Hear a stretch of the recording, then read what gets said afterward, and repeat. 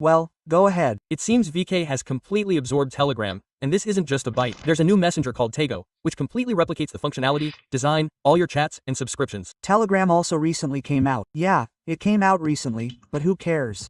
Contacts from Telegram and calls that work in Russia. Yeah, the only catch is that they can easily block any public page upon request.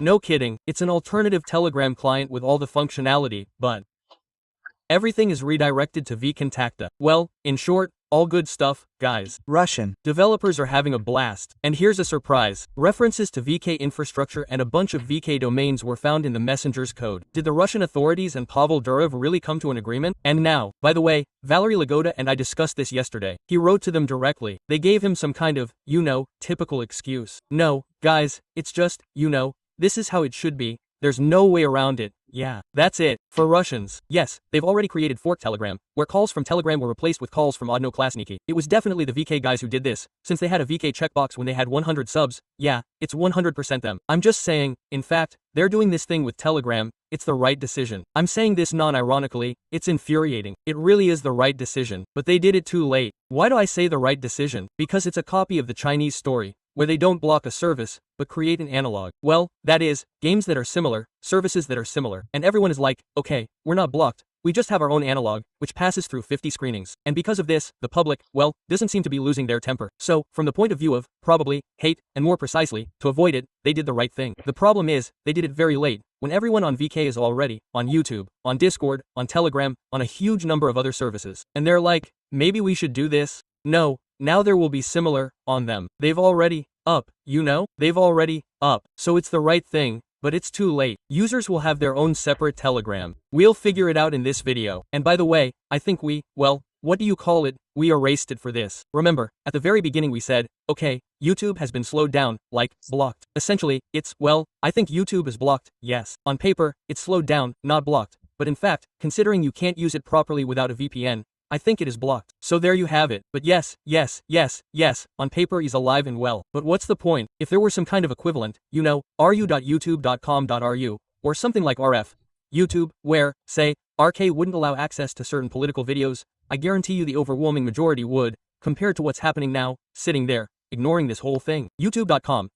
Yes, that's the story. It wouldn't be a big deal, because all the content is entertainment. It would be there, everything would be, it would be. And political videos, yes, that's a large layer of content, but in any case, dear friends, it's less than entertaining. Whether you want to admit it or not. What kind of Russian messenger is this? Perhaps it's starting to dawn on them, but in my opinion it's too late, because now people are sitting there like, are you trying to get us again? Are you trying again? Quote, and, of course, my ass explodes. Well, it seems like it got through, but it's too late. How secure is it? And what lengths did Pavel Durov go to somehow keep Telegram in Russia? And there's possible surveillance involved. And I'd really like to ask you to support this video with a like so YouTube recommends it to more viewers.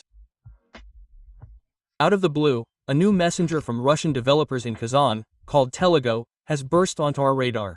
At first glance, it looks like a fully functional client. By the way, some of the guys in my chat, when we first saw this, checked it out, and it turned out it used to be called something else, Telegram. So, they renamed it and were like, guys, it's about time we got it. With all the familiar features, chats, channels, and contacts. Yeah, doll. What was doll called? It copies the original Telegram client and even adds its own features. For example, the wall is a separate tab where all of Durov's posts are collected. Durov. People asked Durov to bring back the wall before, and they did. It's a Durov app, but without the Durov. All channels are in one unified feed. Quite convenient. Calls also work reliably in Telegram. And Telegram itself works in places where Telegram is blocked. Hey, seriously, this wall thing is a cool feature in Telegram. I'd like to see something like this in the original app, so I can, not have to go to every public page in a row, but just log in the morning and scroll through and see. For example, Telegram hasn't worked in Chechnya and Dagestan for a long time now, but Telegram works. But what really amazes me is that Telegram has new functionality that is not available in the original Telegram. And not just one feature, but several. For example, the wall I mentioned earlier, parental controls that send notifications to parents if their child wants to view 18+ content or if someone messages them from an unknown account.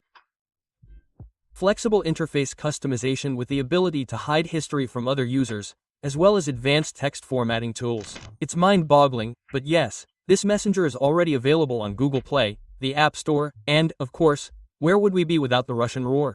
It's there too. Well, that's obvious. TGO is currently launching an active advertising campaign with the slogan, adapted for Russians, and works without a VPN. But there's one problem, and that's VK, or more precisely, the infrastructure. Lol, then I'll block Telegram, and they'll say, guys, now you have to use legacy to use Telega. And the VK dominatrixes involved in this project. VK itself has already given its official response that it's not. Leah, by the way, it's funny, but this could actually happen. They're involved with Telegram, but Telegram's developers, according to open sources, were linked in 2024 to a certain online service called Movica Studio.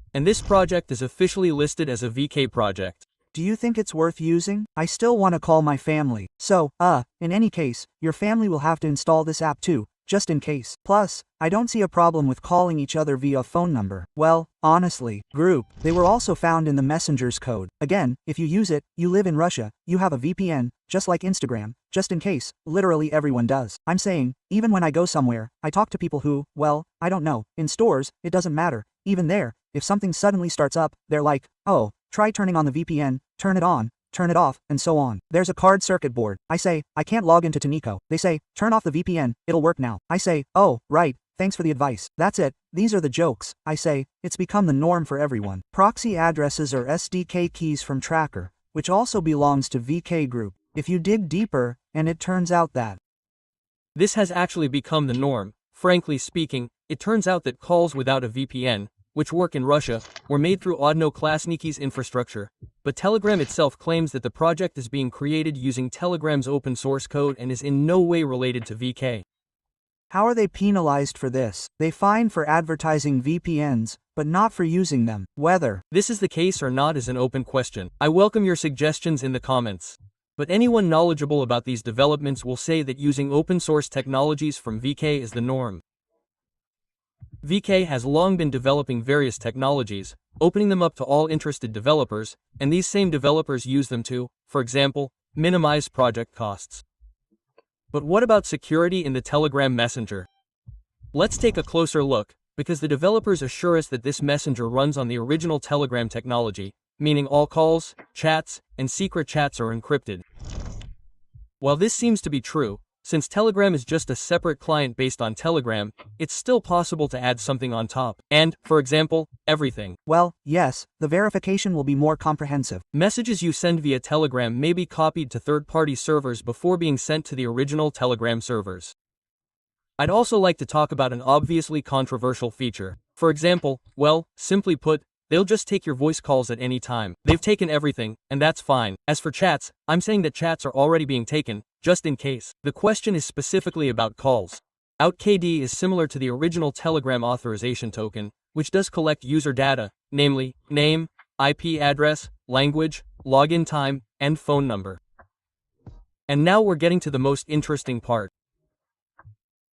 Telegram has an inactive feature called Blacklist, which allows you to block bot channels and users without any involvement from the official Telegram. So, basically, yes, there's some political channel, of which there are many popular ones on Telegram, and you simply block it so that, well, your citizen can't see it. That's it. You can hide pegs and block any bot channels and users directly. And in my subjective opinion, this feature is a deal between the two of you. Yes, yes, yes. Right when the prot lags behind the ambassador, you somehow checked between Pavel Durov and the Russian authorities. Just think about it. There's an official Telegram, which supposedly complies with Russian law, but is still a foreign company. And let's create a copy.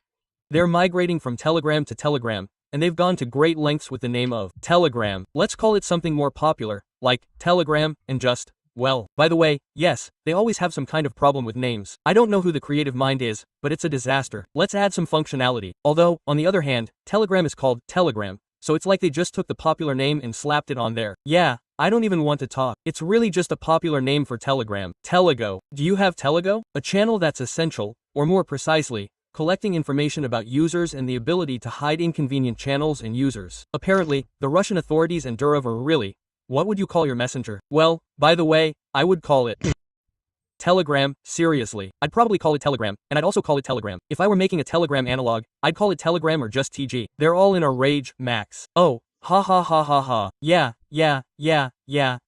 Durov doesn't mind that his messenger was simply copied. Even though it's open source, it's still presented as a Russian development. Actually, you could call your messenger Sleeping Businessmen, and the Russian authorities wouldn't mind getting a new tool for collecting information and regulating Telegram. After all, calls through Telegram work and, for some reason, aren't blocked. And the icing on the cake of absurdity is that Ruster moderators approved Telegram for publication, meaning everything is okay there. Well, for example, there's the original Coca-Cola, but in Russia we have Dobry Kolash. Why do you think they're charging for work without a VPN if the old, familiar Telegram works without it anyway? They're talking about voice calls. That's the whole point. Voice calls. I send my phone calls through VK. Everything's Telegram, but we have Telegram, so it's an import.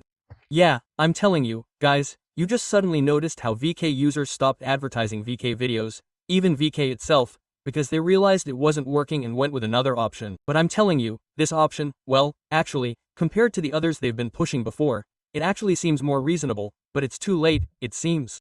There's so much hate around these app-like apps now that, like, throw anything out there now and they'll say, off.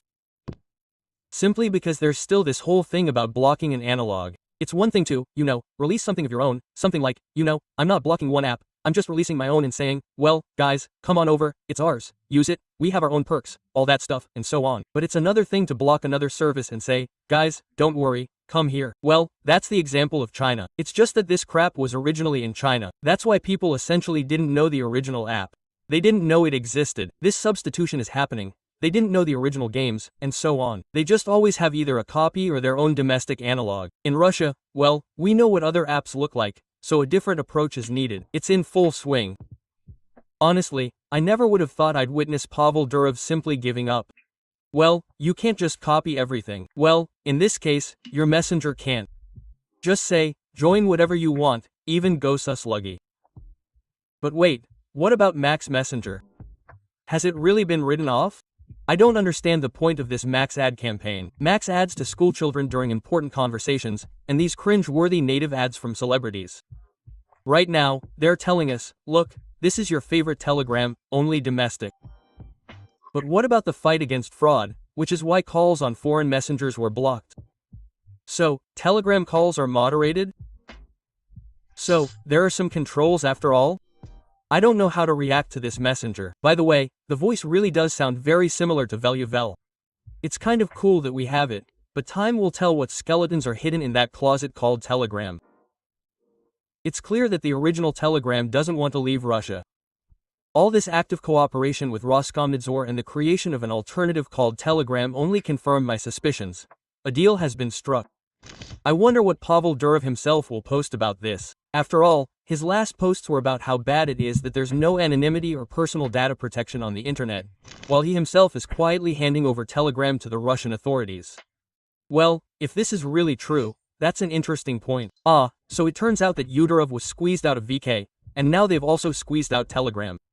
We live in amazing times. In this video, I don't mean to recommend or ban you from using Telegram in Russia, simply because I don't know what's under the hood of this messenger, what's baked into its code, or how safe it is.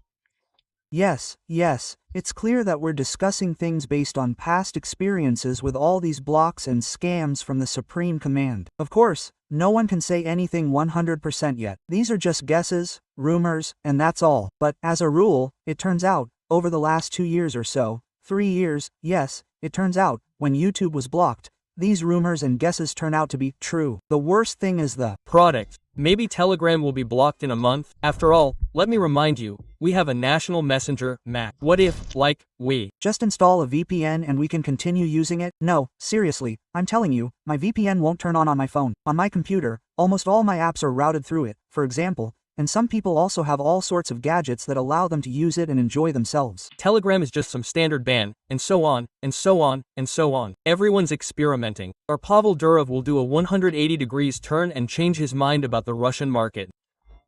But I know one thing for sure. Messenger Max will once again become irrelevant.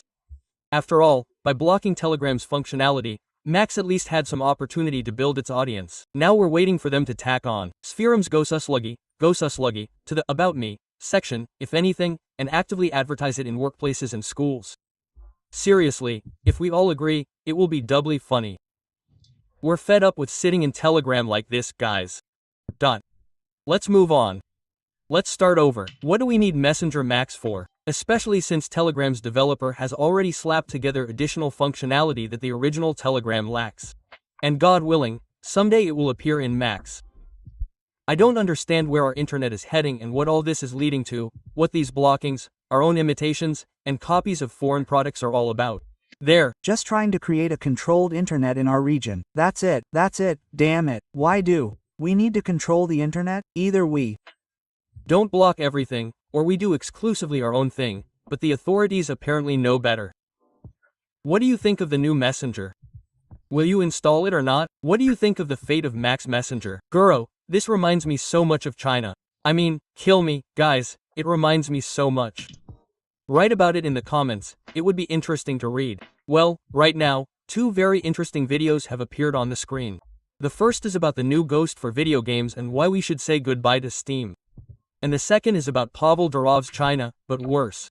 Yes, China, but worse, because it just doesn't work, damn it, no one needs it. In China, it just works. You see, what's the joke? They throw it in here again and everyone's like, guys, thanks, we'll go to a VPN, because in China, there's simply no equivalent. Well, they didn't know any equivalents to begin with. They were immediately told, here, guys, here's a version of our website, like Dota, well, Dota in Chinese. And so, well, that's it. Everything is in Chinese, let's say, everything is its own version. Our situation is a little different. Well, I repeat, you can't copy everything exactly. Well, you can't. You can use them as examples, no question. This story with the app analog, it works, but it's too late. They should have done it at the very beginning. They caved. And now Roskomnadzor, RKN, controls all the admins of Telegram channels. Thanks for watching. We'll hear from you in the new videos. By the way, if we do something, then do it without blocking. Although without blocking it wouldn't make much sense either, but especially now, it's crap. Okay, I'll pass now, I'll be back guys.